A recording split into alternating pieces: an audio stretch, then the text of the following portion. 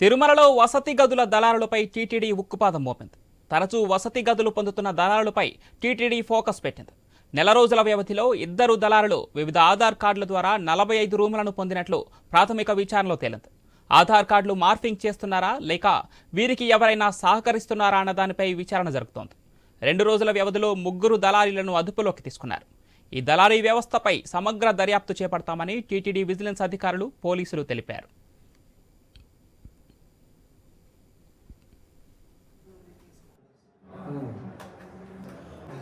నీకు ఎవడు వెళ్ళిపోతున్నప్పుడు ఏం చేస్తావు? ఆడు ఫోన్ చేస్తే ఓకే, ఆడు ఫోన్ చేసేటప్పుడు ఏం చేస్తావు?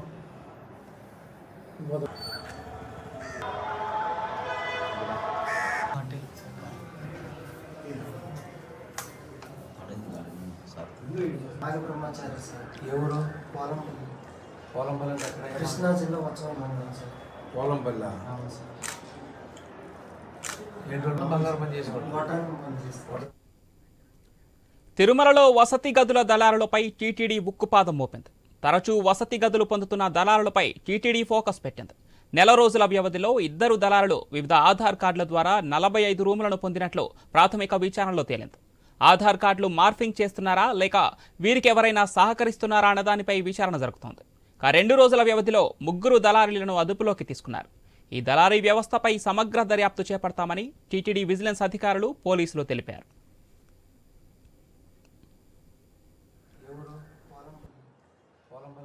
కృష్ణా జిల్లా ఉత్సవం మండలం సార్. పోలంపల్లి. అవును సార్. ఏంటంటే బంగారం పని చేసుకోండి. మటన్ పని చేస్తాం. మటన్ పని చేసుకోండి. నిద్ర పట్టుకెళ్ళిపో.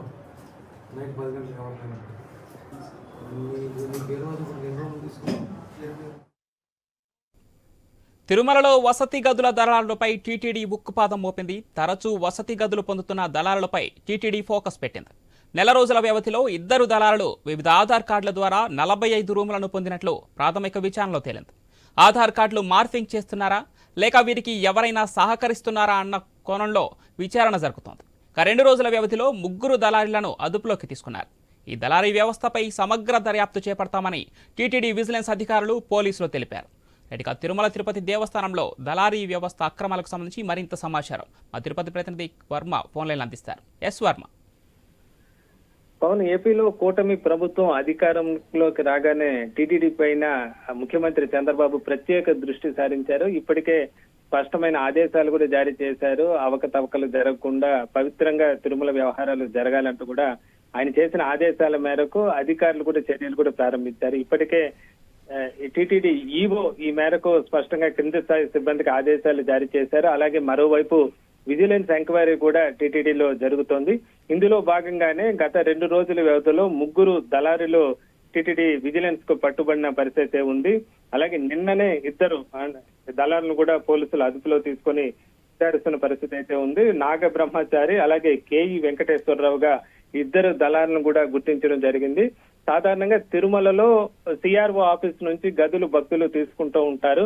అయితే మళ్ళీ గదులు తీసుకోకుండా టీటీడీ ఒక నిబంధన అయితే పెట్టింది. ఒకసారి గది తీసుకున్న భక్తుడు మరో నెల రోజుల వరకు కూడా వాళ్లకు గది పొందేదానికి అవకాశం ఉండదు. దానికి సంబంధించి ఫింగర్ ప్రింట్, ఆధార్ కార్డు నమోదు చేస్తారు.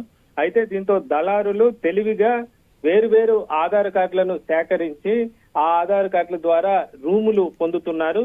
దీనికి సంబంధించి కూడా గత కొంతకాలంగా విజిలెన్స్ అధికారులు నిఘా ఉంచడం జరిగింది. ఇందులో భాగంగానే సీసీ కెమెరా ఫుటేజీలు కానీ మిగతా అన్ని పరిశీలించి ఎవరు రిపీటెడ్ గా రూములు తీసుకుంటున్నారో గుర్తించి వాళ్ళని అరెస్టు చేయడం కూడా జరిగింది. ఇందులో భాగంగానే 3 దళాలను కూడా అరెస్టు చేసిన పరిస్థితి అయితే ఉంది. వీళ్ళు సాధారణ భక్తులు తీసుకున్న 50 రూపాయలు, 100 రూపాయలు ఈ గదుల్ని తీసుకొని వాటిని 1000 రూపాయలకు బ్లాక్ మార్కెట్ లో విక్రయిస్తున్నట్టుగా కూడా అధికారులు అయితే తేల్చడం జరిగింది. దీంతో వాళ్ళని అరెస్టు చేసి పోలీసులు అయితే రిమాండ్ కు తరలించిన పరిస్థితి అయితే ఉందని చెప్పొచ్చు. అలాగే మరోవైపు టీటీడీ విజిలెన్స్ కూడా దర్యాప్తు వేగంగా కొనసాగుతోంది.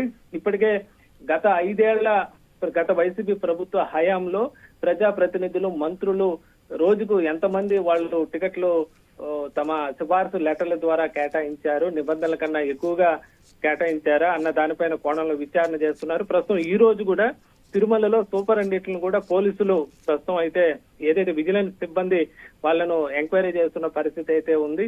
ఒక ఎమ్మెల్యే గాని, ఒక మంత్రి గాని నిర్దిష్టమైన సంఖ్యలో అక్కడ ఒక రోజులో సిఫారసు సంబంధించి కూడా టికెట్లు కేటాయిస్తుంటారు. అయితే కొంతమంది మంత్రులు సాధారణ రోజుకి 50కి పైగా కూడా విఐపి బ్రేక్ దర్శనాలు, ఇతర సేవా దర్శనాలను కూడా అప్పట్లో ఈవో ధర్మారెడ్డికి చెప్పి తీసుకున్నట్లుగా కూడా తెలుస్తోంది. వీటన్నిటిపైన కూడా సమగ్రంగా విచారణ అయితే ప్రస్తుతం కొనసాగుతోంది. ఎలాంటి అవినీతికి ఆస్కారం లేకుండా టీటీడీలో అన్ని వ్యవస్థలపైన ప్రక్షాళన చేయాలన్న ముఖ్యమంత్రి ఆదేశాల మేరకు అన్ని కోణాల్లో కూడా ప్రస్తుతం టీటీడీలో విచారణ అయితే వేగంగా కొనసాగుతున్న పరిస్థితి అయితే ప్రస్తుతం ఉంది. Pawan. Right, thank you Varma.